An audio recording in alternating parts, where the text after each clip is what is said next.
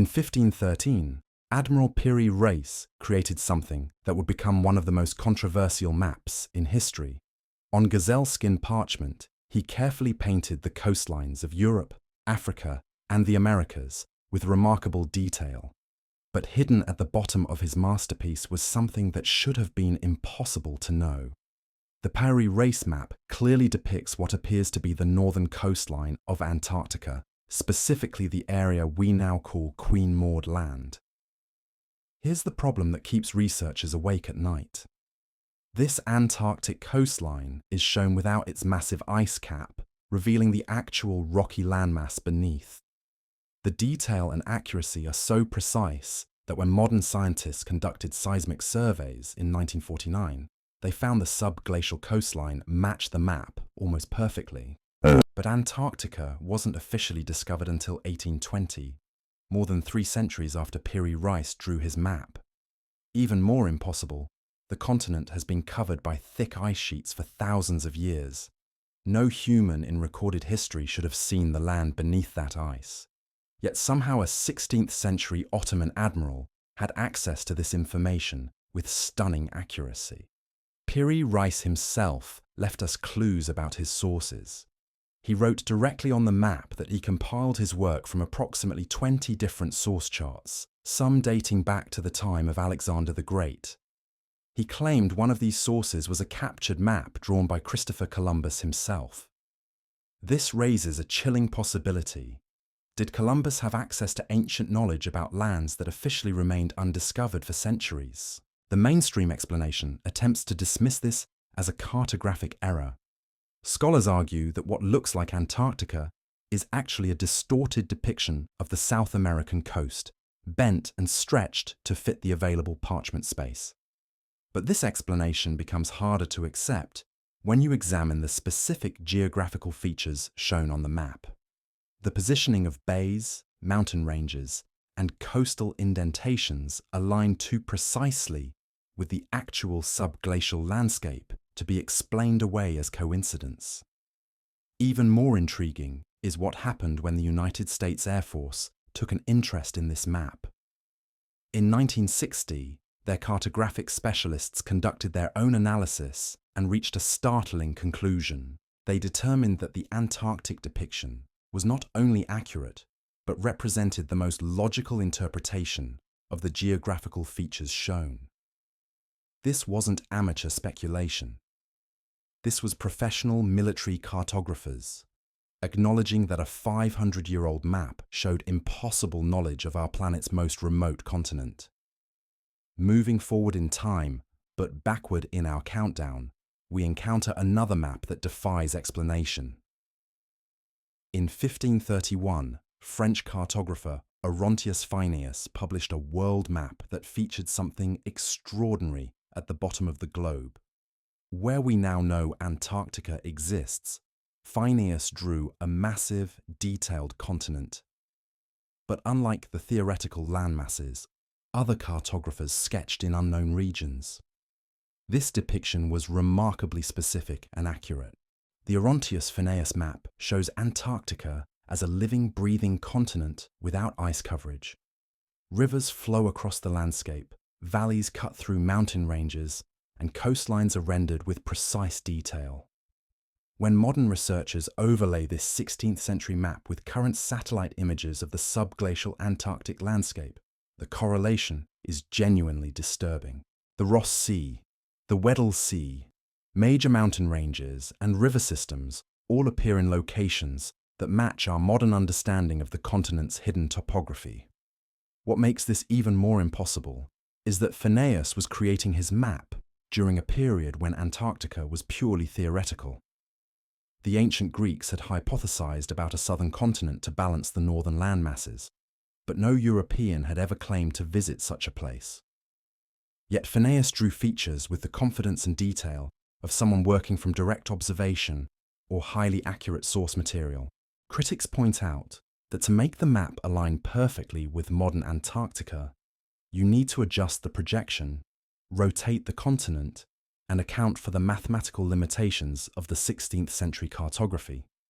They argue that any resemblance is coincidental. the result of enthusiasts cherry-picking similarities while ignoring discrepancies. But Finaeus wasn't an amateur map maker. He was a respected mathematician whose heart-shaped projection represented advanced cartographic techniques for his era. The rivers shown on his map present perhaps the most compelling mystery. These waterways follow logical drainage patterns that match the actual subglacial river systems we've discovered, using modern ice-penetrating technology. How does a theoretical continent end up with hydrologically accurate river networks that perfectly match reality? It's as if Finaeus had access to a detailed survey of Antarctica conducted during a warm period when the continent was ice-free. Our third impossible map brings us to 1739 and the work of Philippe Buache, official geographer to the King of France. Tasked with creating a map of the hypothetical southern continent, Buache made a decision that would prove eerily prophetic. Instead of drawing the theoretical landmass as a single continent, he divided it into two distinct islands separated by a navigable waterway. At the time, this was pure speculation based on his theories about how ice formations worked in polar regions. 2 centuries later, during the International Geophysical Year of 1958, seismic surveys finally penetrated Antarctica's ice cap and revealed the continent's hidden structure. The results were shocking. Antarctica's bedrock consists of 2 major landmasses separated by the transantarctic mountain range and a deep basin that would indeed be a sea if the ice melted. Buache's 18th century speculation had turned out to be perfectly accurate. The precision of this prediction becomes even more remarkable when you consider the scientific understanding of Buache's time. He labelled the central waterway as conjectured, openly acknowledging that he was making educated guesses about the continent's structure. His reasoning was based on observations of iceberg formations and theories about where such massive ice chunks might originate. Yet somehow, this flawed 18th century logic produced a map that perfectly predicted a 20th century seismic discovery. Like other impossible maps, Buache claimed his work was based on older source materials, whose origins were already lost to history. He wasn't presenting original research, but rather compiling and interpreting ancient geographical knowledge that had somehow survived through the centuries. This pattern repeats across multiple impossible maps, suggesting a common source of ancient geographical data that recorded our planet during a very different climatic period. The mathematical probability of these accurate predictions occurring by pure chance stretches credibility beyond the breaking point. We're not talking about vague resemblances or fortunate guesses. We're examining precise geographical features, accurate proportional relationships, and specific topographical details that align perfectly with modern scientific discoveries. Each impossible map builds upon the last, creating a cumulative weight of evidence that challenges our fundamental assumptions about ancient knowledge and human exploration. These cartographic anomalies force us to confront possibilities that make rational minds deeply uncomfortable. Either ancient civilizations possessed surveying capabilities that rival our modern technology, or knowledge of ice-free polar regions somehow survived through thousands of years of human history. Neither explanation fits comfortably within our accepted understanding of the past. Our fourth impossible map transports us to 1569 and the legendary work of Gerardus Mercator. You know his name even if you don't realize it.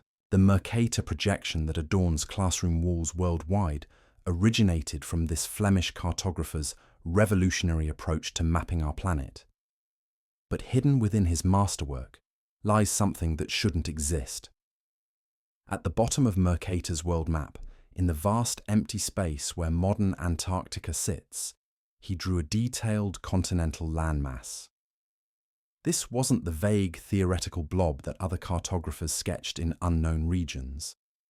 Mercator filled his southern continent with specific geographical features, including recognizable coastlines and mountain ranges that bear an unsettling resemblance to Antarctica's actual subglacial topography. What makes this truly impossible is timing.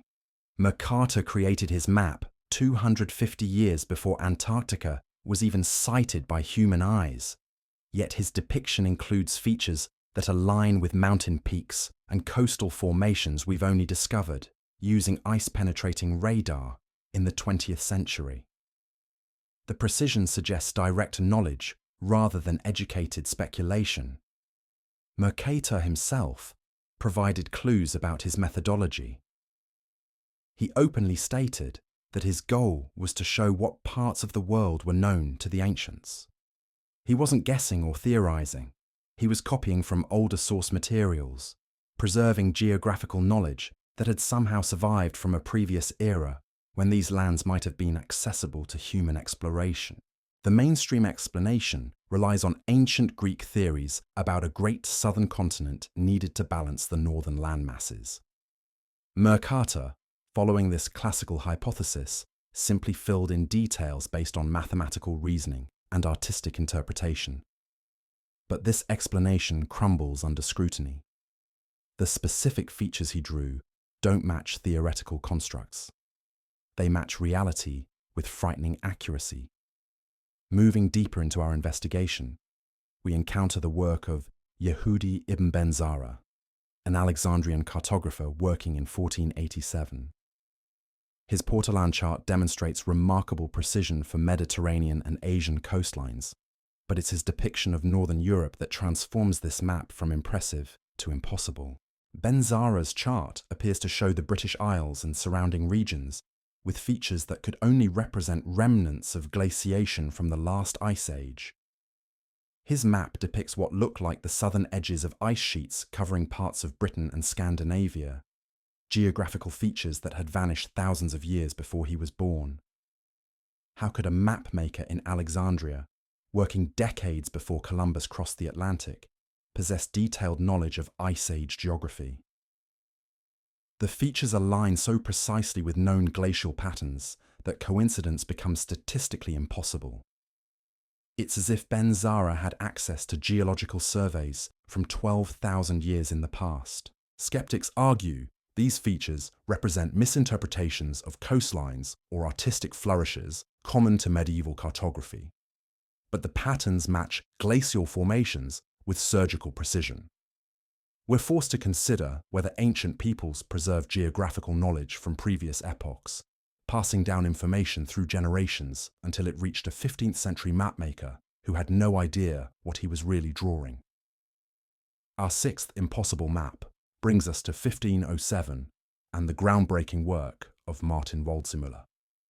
This German cartographer faced the monumental task of incorporating shocking news from across the Atlantic into European understanding of world geography. Reports from Columbus and Vespucci suggested lands beyond the known continents. But were these new territories part of Asia or something entirely different? Waldseemüller's response created two impossibilities that continue to baffle researchers. First, his map became the first in history to label the new lands America, honoring Amerigo Vespucci. Second, and far more mysterious, it clearly depicts the New World as a distinct continent separated from Asia by a vast body of water we now call the Pacific Ocean. Here's the problem that keeps historians awake at night. The first European to confirm the Pacific's existence was Vasco Núñez de Balboa in 1513, 6 full years after Waldseemüller published his map. How could a German cartographer working in the heart of Europe possess knowledge of an ocean that officially hadn't been discovered yet? Even more puzzling is Waldseemüller's depiction of South America's western coastline. He draws it with remarkable accuracy, predicting the continent's width and coastal features with precision that seems to defy available data. No European had sailed those waters, yet somehow Waldseemüller mapped them as if from direct observation. The academic explanation suggests brilliant intuition. Waldseemüller reasoned that the lands described by Vespucci were so different from known parts of Asia that they must be separate, requiring an ocean between them. This leap of pure deduction happened to be correct, making him extraordinarily lucky rather than impossibly informed. But luck doesn't explain the coastal accuracy. Waldseemüller himself admitted his map compiled information from various sources, including unknown Portuguese charts. This acknowledgement opens disturbing possibilities. Were there secret voyages that charted these waters before the official age of discovery? Did Portuguese navigators reach the Pacific coast decades before Balboa, keeping their discoveries as state secrets? Our seventh impossible map emerges from the shadows of the 16th century espionage. In 1502, Lisbon operated as the epicenter of a global intelligence war. Portugal, having pioneered revolutionary sea routes to Asia and the Americas, guarded its geographical knowledge as the ultimate state secret.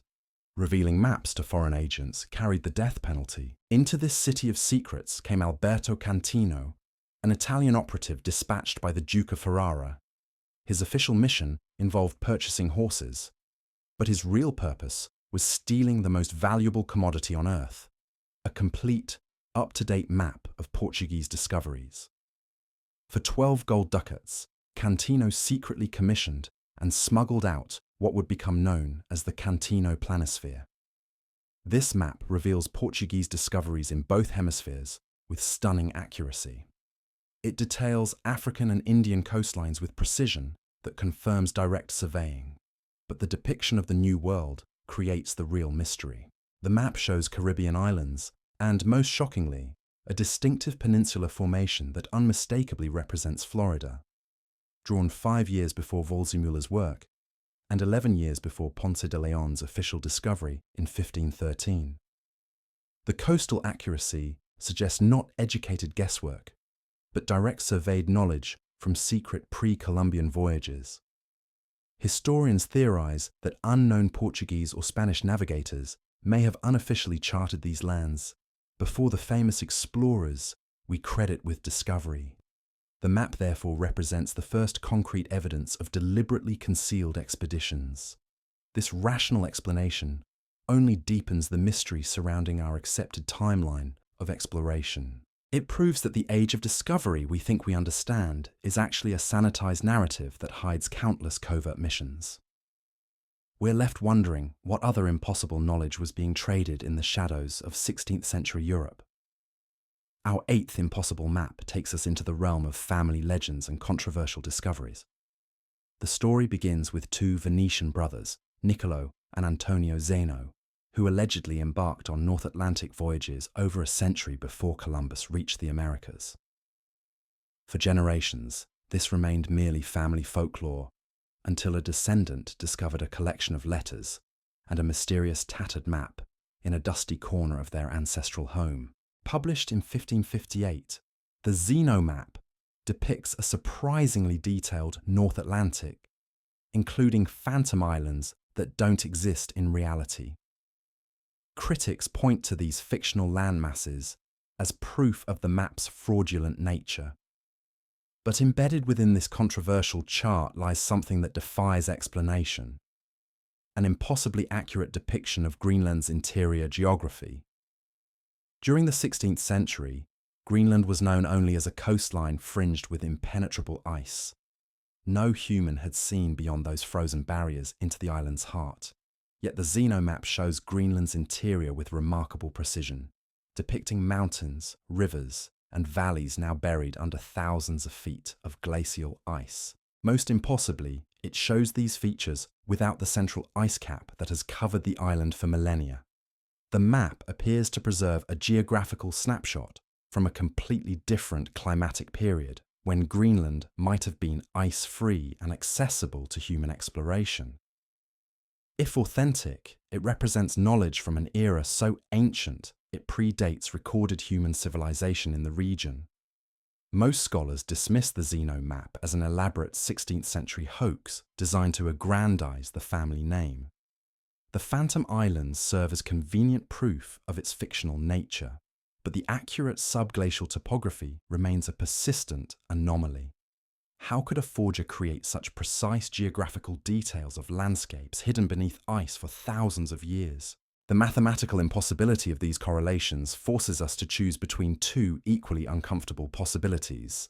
Either we're witnessing the most remarkable series of coincidences in cartographic history, or these maps preserve genuine knowledge from civilizations and time periods we've never acknowledged existed. Our ninth impossible map brings us face to face with one of cartography's greatest mysteries. In 1559, Ottoman cartographer Ahmet published a stunning world map in Venice that featured something absolutely extraordinary. Using a beautiful heart-shaped projection, his map displayed the known world with remarkable detail. But what makes researchers question everything they thought they knew about ancient geography is a specific feature in the far north. Ahmet's map clearly shows a wide, unmistakable land bridge connecting Siberia to Alaska. This wasn't some vague, mythical territory sketched by an imaginative mapmaker. The detail and specificity suggest direct knowledge of a geological feature that had vanished beneath the waves over 11,000 years earlier. This land bridge, which we now call Beringia, served as the highway for early human migration to the Americas during the last ice age. When massive glaciers locked up enormous quantities of water, sea levels dropped hundreds of feet, exposing this 600-mile-wide corridor of tundra. Nomadic tribes following herds of mammoth and bison crossed this bridge over thousands of years, eventually populating the Americas. But as the ice caps melted and sea levels rose, Beringia disappeared forever beneath the Bering Strait. No human has witnessed this land bridge for over 11 millennia, yet here's a 16th century Turkish cartographer depicting it with stunning accuracy. The conventional explanation suggests that Ahmet simply didn't know what existed in those northern waters, so he filled the gap with educated guesswork, just as map makers often drew sea monsters in uncharted territories. But the rendering is too specific, too close to what we now know Beringia actually looked like. The proportions, the width, the geographical relationship between the continents all align with modern reconstructions based on bathymetric data. This forces us to confront a deeply unsettling question about whether pieces of our planet's oldest story weren't discovered by modern science, but were simply remembered by ancient civilizations. The precision of Ahmet's depiction suggests he was working from source material that preserved geographical knowledge from the Ice Age itself. Like other impossible maps we've examined, this chart implies the existence of ancient surveys conducted when our planet looked fundamentally different than it does today. Our final impossible map takes us into the realm of one of history's most elaborate and successful forgeries. Yet even this fraud contains mysteries that challenge our understanding of ancient exploration. In 1957, a rare book dealer walked into a library carrying what appeared to be a simple medieval manuscript.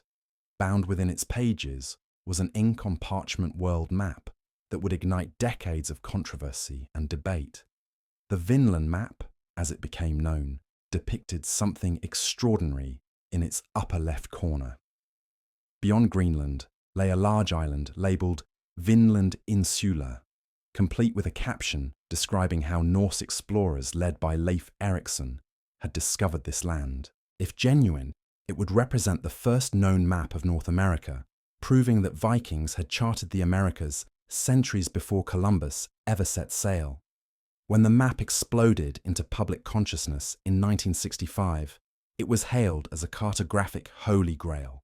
The parchment tested to approximately 1440, fitting perfectly within the expected timeline.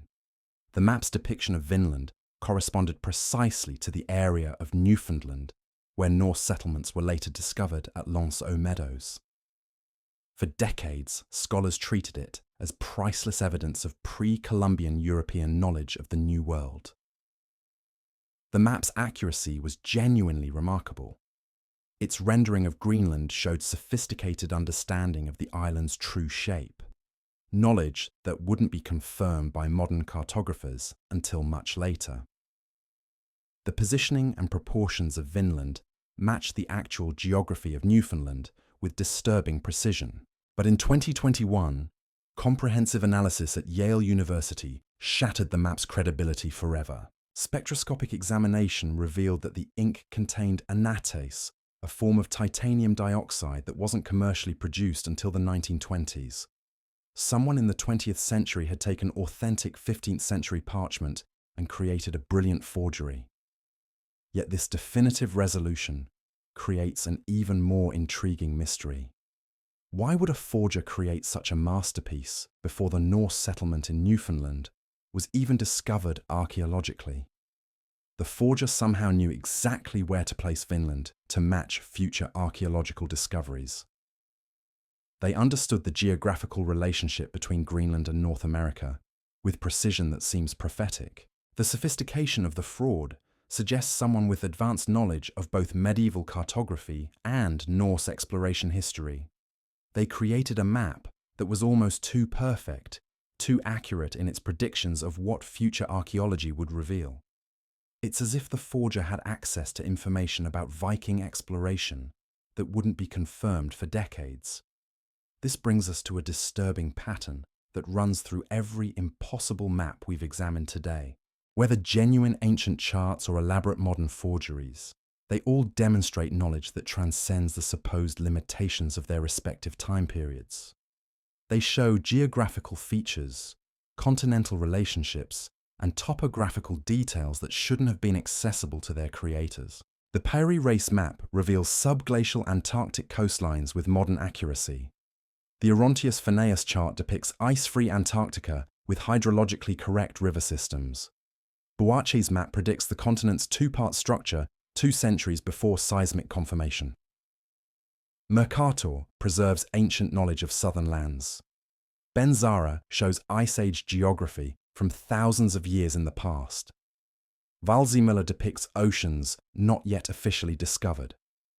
The Cantino planisphere reveals secret voyages that rewrote exploration timelines. The Zeno map preserves Greenland's hidden topography. Ahmet's chart shows a land bridge lost for 11 millennia. Each map forces the same impossible choice.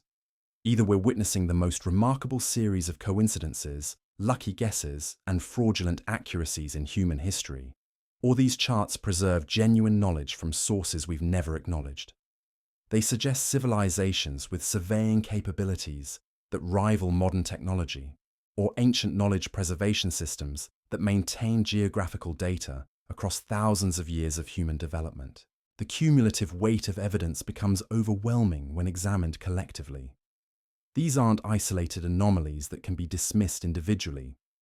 They represent a systematic pattern of impossible accuracy that challenges our fundamental assumptions about ancient capabilities and historical timelines. What makes these maps truly unsettling isn't just their statistical impossibility. It's what they imply about lost chapters of human history, forgotten civilizations, and knowledge systems that operated far beyond what we consider possible for ancient peoples. They suggest our understanding of the past is fundamentally incomplete, missing crucial pieces that would revolutionize how we view human development and exploration. These cartographic impossibilities force us to confront uncomfortable questions about the nature of knowledge itself. How does geographical information survive across millennia? What ancient sources preserve details about ice-free polar regions, subglacial topography, and vanished landforms? Who conducted the original surveys that somehow reached medieval and Renaissance mapmakers?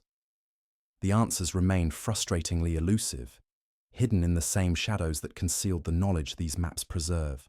But their existence proves that human understanding of our planet's geography extends far deeper into the past than conventional history acknowledges. They stand as silent witnesses to capabilities and achievements that official timelines have erased or forgotten. The truth is, when you line up all 10 of these impossible maps side by side, the pattern becomes undeniable. We're not looking at random flukes or lucky accidents scattered across centuries. We're staring at systematic preservation of knowledge that shouldn't exist, carried forward through time by sources we can't identify or explain. Each map tells the same impossible story from a different angle. Ancient cartographers working with information that transcends the supposed limitations of their era.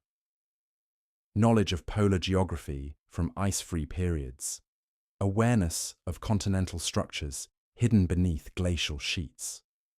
Understanding of ocean systems not yet officially discovered. It's as if someone with access to satellite-level geographical data was feeding information to mapmakers across different centuries and civilizations. The mathematical probability of these accuracies occurring through pure chance requires numbers so astronomical they break conventional statistical analysis. We're talking about precise geographical correlations, exact topographical matches, and prophetic coastal depictions that align perfectly with modern scientific discoveries. The odds against this happening randomly are essentially zero. But here's what really keeps researchers awake at night. These maps don't just show impossible knowledge, they show consistent impossible knowledge. The Antarctic coastlines match across multiple independent sources. The subglacial topography appears in charts separated by centuries. The continental relationships remain accurate, whether drawn in Istanbul, Venice, or Alexandria. This consistency suggests a common source of ancient geographical data that somehow survived through the collapse of civilizations. Consider what this means for our understanding of human history. Either ancient peoples possessed surveying and navigation technologies that rival our modern capabilities, or geographical knowledge from previous epochs was preserved through systems we've never acknowledged existed.